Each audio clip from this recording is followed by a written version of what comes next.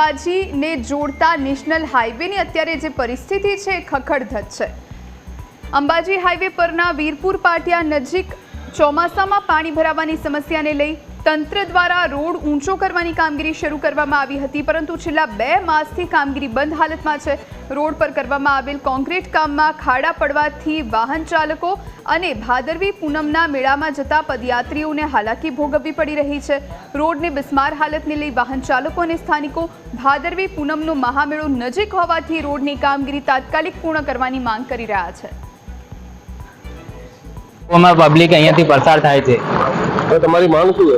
માંગ એ છે કે ઝડપથી અહીંયા રોડ બની જાય, એમ જે કાંકરીઓ બાંકરીઓ ઉડે છે અમારે બી અહીંયા દરરોજ હેડવાનું હોય છે। जो खाड़ा था वो एक खाड़ा खाड़ा रहा ऊपर ढोल ऊपर करे ऊपर चार लाया नहीं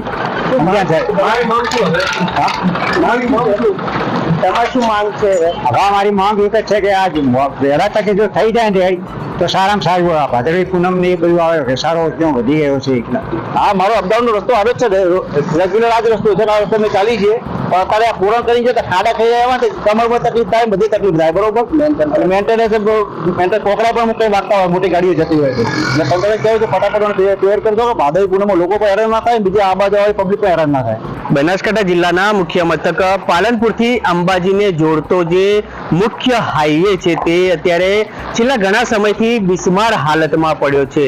એટલે કહી શકાય કે જે ચોમાસા દરમિયાન પાણી ભરાવાના જે બનાવો બનતા હતા ત્યારે છેલ્લા 4 મહિનાથી જે તંત્ર છે તે તંત્ર દ્વારા અહીંયા મેન્ટલ પાથરીને જતું રહ્યું છે, પરંતુ હજી સુધી આ નવીન રોડ બનાવવાનો આજ દિન સુધી કોઈ કામગીરી હાથ ધરવામાં નથી આવી।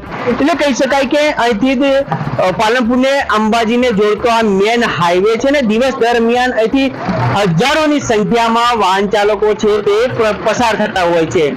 મહત્વની વાત એ છે કે છેલ્લા 2-4 દિવસમાં ભાદરવી મહામેળો જે શરૂ થવા જઈ રહ્યો છે, જેને લઈને લાખો પદયાત્રીઓ અહીંથી પસાર થવાના છે।